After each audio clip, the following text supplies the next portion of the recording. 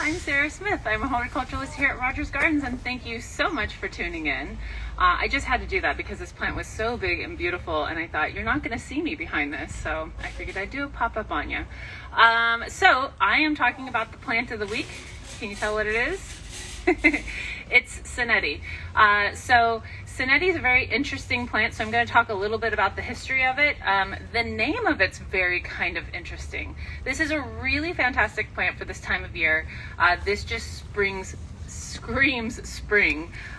It's one of the plants that's like kind of the first thing in the garden to kind of wake up after winter and just give you just an abundance of amazing kind of crazy beautiful color, which is really, really amazing and so pretty and so full and vast.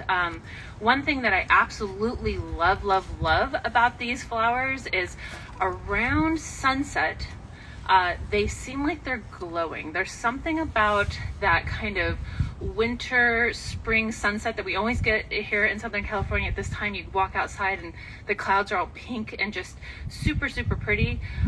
There's something about that way that sun looks on the color of these plants, all of them. There's all different kinds of colors. There's bright pink. There's these really beautiful ones with the white center, these really beautiful ones with the really pretty peachy center. I swear it's like they're glowing. It's so interesting. Every time I walk by, when we're leaving here at Rogers, we walk past a big field of them and it's like magic. It's so pretty. So it's just so perfect that these work well at this time of year with that kind of sunset. I'm telling you, if you have these, go out at sunset and look at them because you will be surprised. They're a really, really neat, cool plant. They have a really kind of interesting, strange history to the name. So I'm going to go over all of that with you. But you can get them in these nice, big, pretty pots like this. You can get them in nice little 4-inch pots. We'll talk about their care and all that kind of stuff. This is an annual plant. So it is something that is really, really great. It's that kind of thing to put by your door and just really kind of like say, look how beautiful this is. It's really big and vast and takes up a lot of space and is really great if you come in and just buy one of these big ones ready to go instead of growing them small from starts, which you can absolutely do. It's a great thing to just put by your door and you're done. They come in these really pretty pots too that are pretty neutral. It's just a plastic container, but they look really attractive, so you could just set it and forget it. It's one of those kind of things. They need a good amount of water, so you want to make sure that you're watering them pretty consistent. When you have something that's really, especially annual plants, but something that has a lot of flowers like this that's an annual plant, they need a good amount of water because their whole job is just to look pretty for the moment. That's what annual means. So annual is a plant that sets all its flowers. Once the flowers go to seed, the plant is done with its life, and then it's reseeding your little seeds everywhere. Interesting thing about this specific Senetti is this is not one that reseeds. Senetti is something, and when you see Senetti on a name, and we're going to go over the name stuff in a second, when you see it actually says Senetti on there, that is a trademark, and you'll notice that next to it has a little R with a circle, so it's a registered trademark of this specific kind. This one's not going to reseed. They do this one from veggie cuttings, or what's it called? It's not veggie cuttings, but it's when they actually do it from cuttings of other plants. It's not something that goes to seed and reseeds. So that's why you get really all these kind of cool specialty colors with these particular ones, which is really awesome, and they give you that really bright color. But all of them will give you that color. It doesn't have to be just the Senetti. You want to make sure that you're watering it really, really well. Around here in the coast, they can take the full sun. Because we're very coastal. We just had like a really kind of interesting fog blow in just a bit ago. So this kind of environment here in the coastal Southern California, they absolutely love. If you're more inland, you want to give them a little bit of protection. They actually like it cold. So that's why it's one of those ones that comes out first in spring. And it feels like spring to us, but technically, guys, it's not spring, not even yet. We are still in the winter time. So they're the one thing that kind of shows us like, oh my gosh, it's starting. It's time to get out in your garden and get all your stuff going because spring is just right around the corner, and this is one of those first ones to kind of perk up and wake up and show us that. It's always so neat working in a garden when you start seeing these come. It's kind of that precursor to, oh my gosh, spring is right around the corner. So it's really exciting when we start seeing these in the garden. So yeah, want to make sure that you give them a little bit of protection if you're very inland and very hot. They don't want to be in a hot area. So if you have like a big brick wall that's on cement and it gets really blazing hot afternoon sun, these aren't going to be super happy there. So you want to give them a little bit of protection, but by no means do they need to be in shade, especially coastal here. These are great right here in the full sun. We have these all placed right here, and they're super, super thrilled being in this kind of environment here. If you're starting them small, I want to show you, like with this one, it's kind of done. You don't need to do much to this. Fertilizing would be great. Deadheading is always definitely something that needs to happen. There's not even anything on this yet that needs to be deadheaded, but that would mean if you see a spent flower, you just trace that little stem down to the rest of the stem and you just pinch that right off with your hands or snip it off with a little pair of shears to keep it looking clean for one, but to keep it from thinking, oh, my job is done, I sent my seeds, right? That's what we're trying to stop them from doing. So once you take off those little dead flowers, it's gonna go, okay, I need to keep making more and more and more. I have 2 fertilizers and I'm gonna have to reach around because this plant is gargantuan. Isn't this so beautiful? In a pot like this, this one is $69.99, but just beautiful, beautiful, beautiful. So these are the 2 fertilizers that I like to use. You know me, if you watch any of my live streams, I am not the kind of person who likes to mix things up with water and pour it in, with the exception of my pots. So you're going to see me talk about something different today. This is the Grow More, the Seed Grow fertilizer. This is one that you mix up with water. It works really, really good in containers, especially when you have a full container like this. All the containers that I do my underplantings on, I do use this one. Everything in the ground, I use the granular. But this is just so much easier to water in. I'm not trying to throw some kind of powdery granular in here and it's getting all over the leaves and it's making a huge mess, right? With this one, I'm just mixing it up in my watering can, I'm pouring it in, done. It's really easy. There's 2 different ones. So if you're starting small like this, and you're starting a little one in container, and you have the patience for that, and you're like, okay, either you're the kind of person that comes and grabs this and you're done and it's easy, or you want to start one small, you would start with an all-purpose in the beginning. The all-purpose, if you look at it, it's a 16, 16, 16 on there. You're mixing that with water and you're fertilizing it in here. All the directions are on the back on how to do that. But once it really starts flowering, so I would give this one maybe about another 2-3 weeks, then you want to switch over to this one. This is the flower in bloom. So this one, if you look at the numbers on it, this is 42626. So those numbers are really high. So that middle number is what's for the flowers. And using something like this on an annual plant is great. I wouldn't use this on my perennial stuff that flowers, with the occasion of maybe doing like a plumeria just a couple of times, but you don't want to use this one consistently on your perennial plants because your perennial plants are a forever plant, and that 26 is pretty high. Maybe on your roses here and there, if you want to flush out a big bloom on them, maybe you're having a party or something like that, you can use this one, but it's not something you want to use all the time. But on your annual plants, that's okay, because remember, its only job is to flower. So using something like this is fantastic. So let's talk about the history of the name. So I had to do some research because even I was a little bit confused because there's so many different names for this. So if you look at these ones here, it actually says on there, it says Senetti, and it's a registered trademark. So this is a very specific kind. If you look at the container on this one here, it says on there, Senetti Cineraria. And I'm like, okay, so what is it? Is it Senetti? Is it Cineraria? Senetti is a registered trademark, but Cineraria, when you look up Cineraria, this is actually not Cineraria, which is really kind of funny. It's actually Pericallus. So it's one of those weird things that the name has changed. So if you've ever grown geraniums, you know that there's geraniums that trail, and that people usually put them in the boxes, and you go over into Europe and you see all these beautiful trailing red flowers in all the window boxes, and you think those are geraniums, but those aren't geraniums, those are pelargoniums. But there is something that's geranium that we don't call geranium, we call it cranesbill. So it's funny how the names have changed and how we just dug our feet in and we're like, no, this is what we're calling it. So this is one of those plants, which is so funny. So this used to be called a senecio, and senecio, the Senecio Cineraria is actually Dusty Miller, which is funny. And then they changed the name to the Cineraria. So it lost the Senecio part, started being calling Cineraria, and then they started calling them the Senetti. So the Senettis is a specific kind of, actually, a totally different called plant, which is so funny. So they've changed that name so often. So I had to do some research and go, okay, well, is it Pericallus? Is it Senetti? Is it Senecio? And then there's Senecio that's Cineraria, Senecio, and I'm like, whoa, I'm very confused. So basically, if it's, all of these are Pericallus, but we all still call them, I have to look again because I'm confusing myself, Senecia.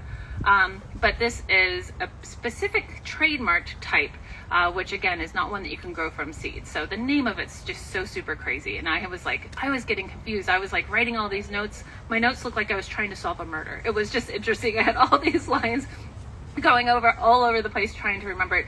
So these specific types, the Cinerarias, the Senecio Cinerarias, or the Senecio Senetti, and it was going all over the place. So the Senetti type was bred by a botanist in Japan. So that's why you'll see the little registered trademark. So they're specific colors, and they're ones they have to do from vegetative cuttings. That was the word I was looking for. Not vegetable cuttings, vegetative cuttings. So it's not one that can be grown from seed. But you can come in and buy the nice big ones ready to go. You can come and buy the cute little ones and get them started. Make sure you remember they do get really big, so wherever you're planting. Now there is a couple in here. This is not just one plant. If you were to unpot this, which I wouldn't suggest doing because they're a little brittle, and when they're this big, unpotting it would be really kind of scary. I would be very nervous to do it because I wouldn't want to break it. But there are 3 plants in here. So if you want to recreate this at your house, and you can do all different kinds of colors, you can buy the little guys and put 3 of them in a pot, and you're going to get something this big. So you can buy them small like this. And this is actually the same exact color as this one, so you can see how it kind of starts.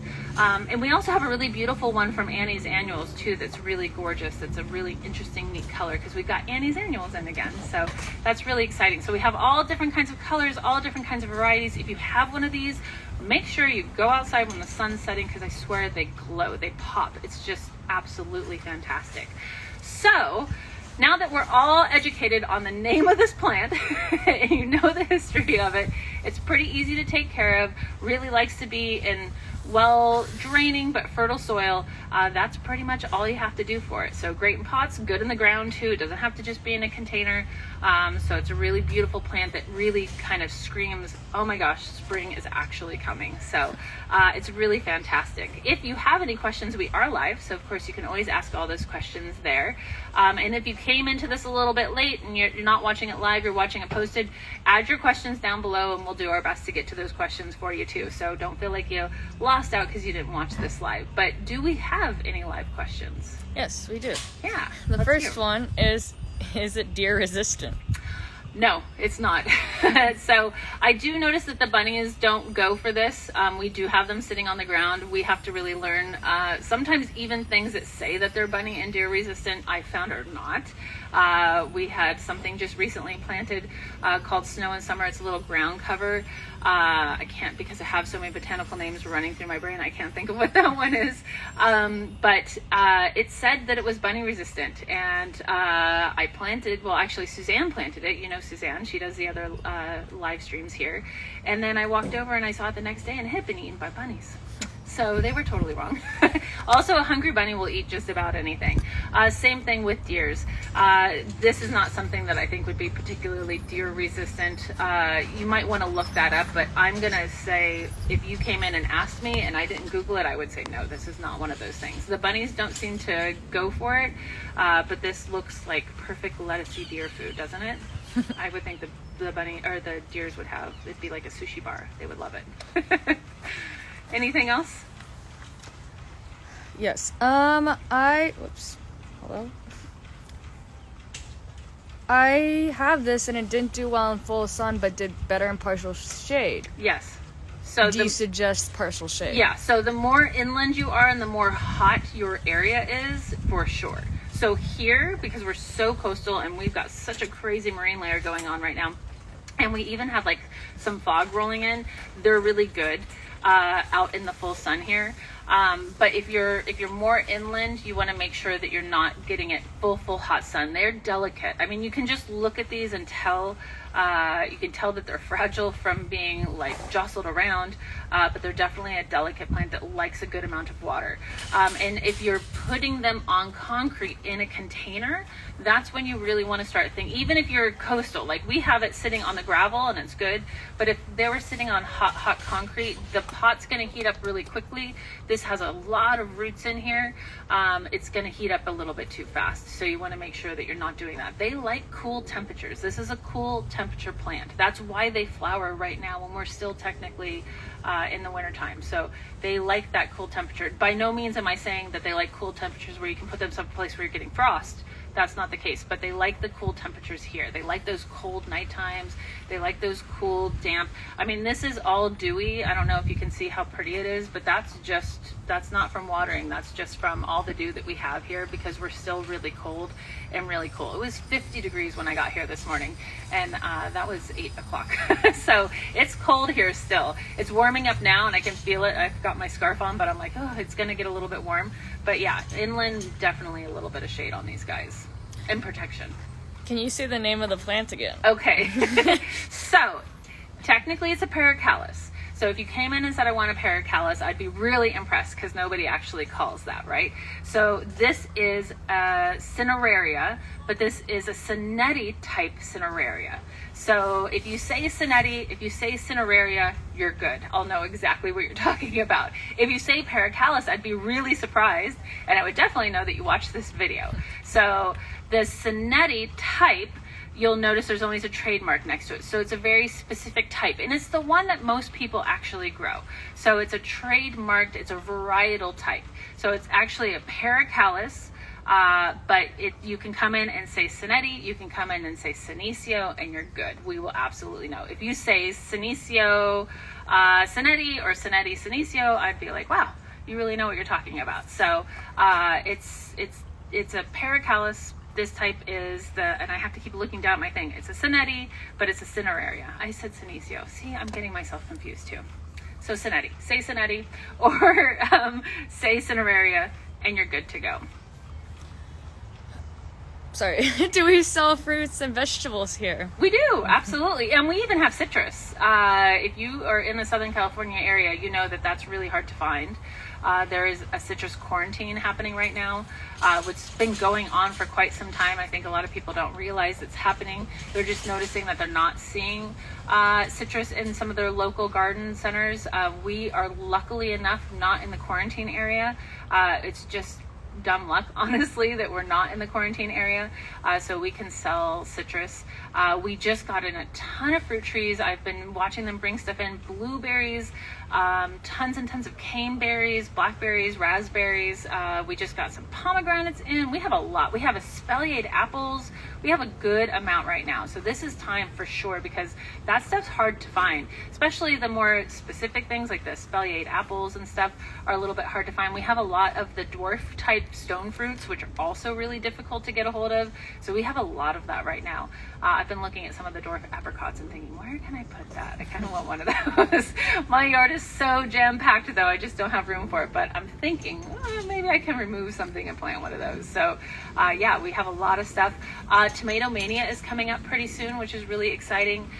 Tomato Mania, if you haven't been, is fantastic. We literally have thousands of different kinds of tomatoes.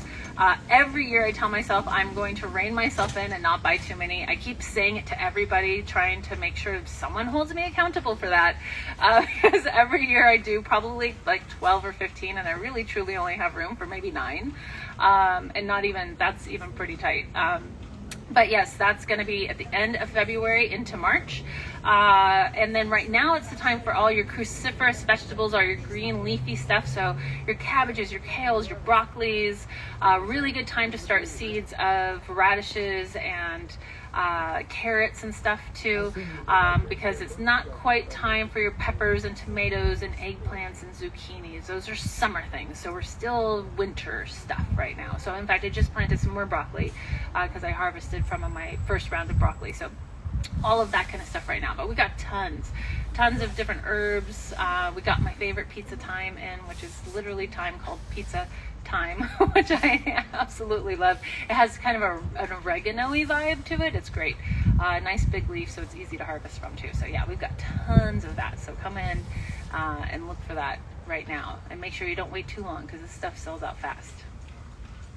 Any other questions? Nope. Okay, so I hope I didn't confuse you too much, because let me tell you, it was confusing to me. I had these crazy notes all over the place, and the one that I have today on me just says Pericallus, because I couldn't remember that word for the life of me. So Senetti Cineraria Pericallus. You can say any of those things and you're good, and we'll know what you're talking about. You can buy them little. You can buy the really beautiful ones that we have from Annie's. You can buy these nice big ones that are just ready to go. This is like a perfect gift too, or just something great to sit next to your door because you're going to have like a little party or some people coming over. You just want to give yourself a little front home appeal. This is a great one for that. So come on in. Make sure that you check them out when it's really the sun is setting and the colors just popping. They're just like they glow. Something about this really bright, pretty color against the green. We have a solid purple one too. I couldn't put both of them on here because they're just too big, and we have the ones with the light purple, but there's just something so glowy and perfect about these when the sun is setting. So anyways, come on in, check it out. This is our plant of the week. My name again is Sarah Smith. I'm a horticulturalist here at Rogers. If you haven't signed up for our email list, you should definitely do so, because you'll know about the dates for everything. You'll know when Tomato Mania is coming up. You'll know what all our new live streams coming up. We have a lot of fun things coming up, some new stuff about some houseplants you'll see pretty soon, which I'm really excited to see. And then also, you can always go to our YouTube page. There's so many great videos there.